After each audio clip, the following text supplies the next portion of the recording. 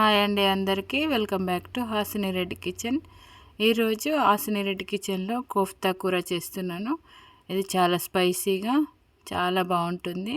మరి కోఫ్తా కర్రీకి కావాల్సిన పదార్థాలు ఏంటో, అలాగే ఇది ఎలా చేసుకోవాలో చూసేద్దాము. మరి ముందుగా 2 పచ్చిమిర్చీలు, క్యారెట్, కరివేపాకు, క్యాబేజ్ వీటిని చిన్న చిన్న కట్ చేసుకోవాలి, లేదంటే తురుముకోవాలి.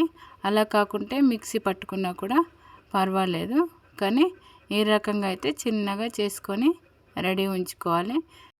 వీటికి బదులుగా సొరకాయ కానీ లేదంటే ఆలుతో కూడా చేసుకోవచ్చు. ఇలాగే చిన్నగా తురుముకొని రెడీ ఉంచుకోవాలి. తర్వాత వీటన్నిటిని కూడా మిక్సింగ్ బౌల్లోకి వేసేసుకోవాలి. తర్వాత దీంట్లోకి నేను శనగపిండి తీసుకుంటున్నాను. శనగపిండికి బదులుగా వరిపిండి అయినా తీసుకోవచ్చు, లేదంటే కార్న్ఫ్లోర్ అయినా కూడా తీసుకోవచ్చు. నేను మాత్రం శనగపిండి 2 టేబుల్ స్పూన్లు తీసుకుంటున్నాను. అలాగే 1 టేబుల్ స్పూను కార్న్ఫ్లోర్ తీసుకుంటున్నాను. తర్వాత దీనికి సరిపడా ఉప్పు కూడా వేసేస్తున్నాను.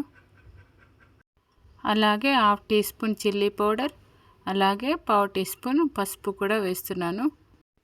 పసుపు వేయడం కంప్లీట్గా ఆప్షనల్, నచ్చితే వేసుకోవచ్చు.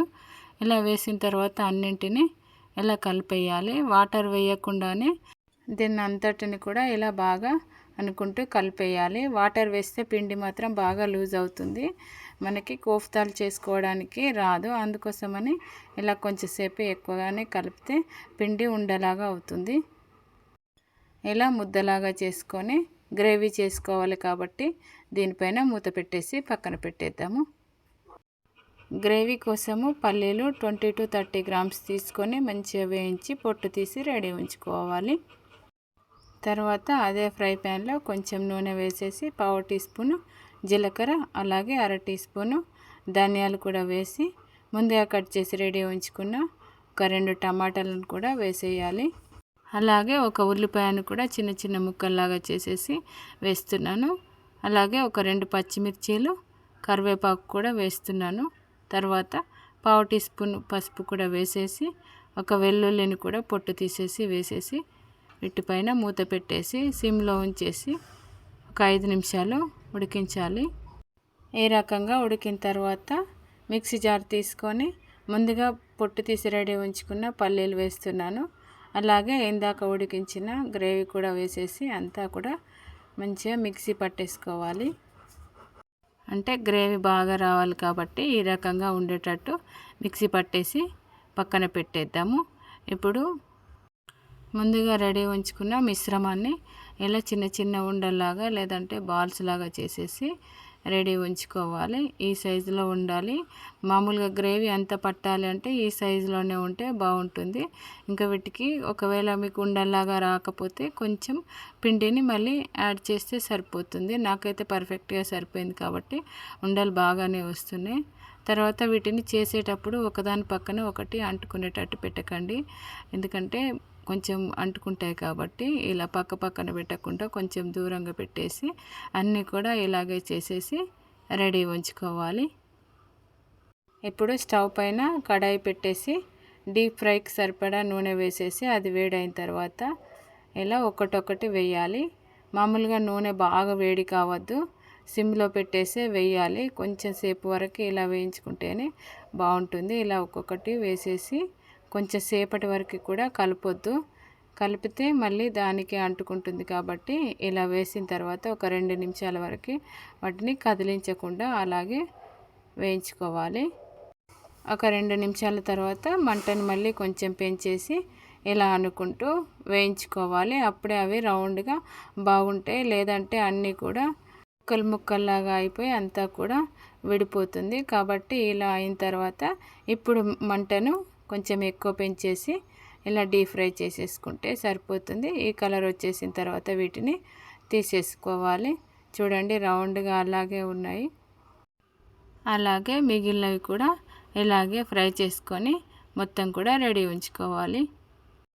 వీటిలో అన్నీ వేసాం కాబట్టి ఉప్పు కారం అన్నీ కూడా వేసాం కాబట్టి ఇలా డైరెక్ట్గా తిన్నా కూడా చాలా అంటే చాలా బాగుంటాయి. ఇలా చేసేసుకొని రెడీ ఉంచుకోవాలి. ఇప్పుడు కూర చేసుకోవాలి కాబట్టి అదే కడాయిలో నేను నూనె తీసేసి కూరకు సరిపడా నూనె ఉంచేసి పావు టీ స్పూన్ వరకు సాజీరా, అలాగే బిర్యానీ ఆకులు ఒక 2, అలాగే 4 లవంగాలు, దాల్చిన చెక్క ఒక పావు ఇంచు వరకు, అలాగే యాలకులు ఇవన్నీ కూడా వేసేసిన తర్వాత కొంచెం వేగిన తర్వాత కట్ చేసి రెడీ ఉంచుకున్న ఉల్లిపాయ ముక్కలు కూడా వేయించుకోవాలి. తర్వాత కొంచెం ఒక 2 ఆకులు కరివేపాకు కూడా వేసేసి ఇది కొంచెం వేగిన తర్వాత కచ్చాపచ్చాగా దంచి ఉంచుకున్న అల్లం వెల్లుల్లి కూడా వేసేస్తున్నాను. ఇదంతా కూడా కొంచెం ఫ్రై అయిన తర్వాత అంటే కొంచెం పచ్చివాసన పోయే వరకు ఇలా వేయించుకోవాలి. తర్వాత పావు టీ స్పూను పసుపు కూడా వేసేస్తున్నాను. ఇది కూడా అటు ఇటుగా అనేసి తర్వాత ముందుగా మిక్సీ పట్టి రెడీ ఉంచుకున్న గ్రేవీని కూడా వేసేస్తున్నాను. ఇది మొత్తం వేసిన తర్వాత అలాగే ఒక టీ గ్లాసు వాటర్ కూడా వేసేయాలి. వాటర్ వేసేసిన తర్వాత టేస్ట్కి సరిపడా కారం పొడి కూడా వేస్తున్నాను. అలాగే ఉప్పు కూడా వేసేసి ఇదంతా కూడా మంచిగా కలిపేసి ఒక 5 నిమిషాలు మీడియం ఫ్లేమ్ మీదనే ఉంచేసి మూత పెట్టేసి ఉడికించుకోవాలి. మధ్య మధ్యలో మూత తీసుకుంటూ మళ్ళీ కలుపుకుంటూ ఉడికించాలి, లేదంటే అడుగు మాడిపోతుంది. ఇలా పైకి మొత్తం కూడా నూనె అంతా పేరుకునే వరకు కలుపుకుంటూ ఉడికించుకోవాలి. ఇప్పుడు ముందుగా ఫ్రై చేసి రెడీ ఉంచుకున్న కోఫ్తా బాల్స్ ఉన్నాయి కదా, వాటిని కూడా వీటిలో వేసేసేయాలి. వీటిని మొత్తం వేసేసిన తర్వాత చివరగా ధనియాల పౌడర్ ఉంటే ధనియాల పౌడర్, లేదంటే ఇలా కొత్తిమీర ఆకు కూడా వేసేసి ఒకసారి లైట్గా కలపాలి. మరి బాగా కలపకుండా మీదనే ఇలా లైట్గా కలపాలి, ఎందుకంటే కోఫ్తా బాల్స్ అన్నీ కూడా విడిపోతాయి కాబట్టి. ఇలా కలిపేసి ఒక 2 నిమిషాలు మీడియం ఫ్లేమ్లోనే ఉంచేసుకొని తర్వాత సర్వింగ్ బౌల్లోకి మార్చేసుకుంటే సరిపోతుంది. అంతే, ఇంతేనండి కోఫ్తా కర్రీ చేసుకోవడం. ఈ వీడియోని చూసిన వెంటనే లైక్ చేయడం, షేర్ చేయడం మర్చిపోకండి. అలాగే ఈ ఛానల్ని సబ్స్క్రైబ్ కూడా చేయండి. పైనున్న గంట సింబల్ని కూడా టచ్ చేయండి. చాలా అంటే చాలా బాగుంటుంది. ఫస్ట్ టైం చేసే వాళ్ళకైనా చాలా బాగా కుదురుతుంది. అలాగే మంచి టేస్ట్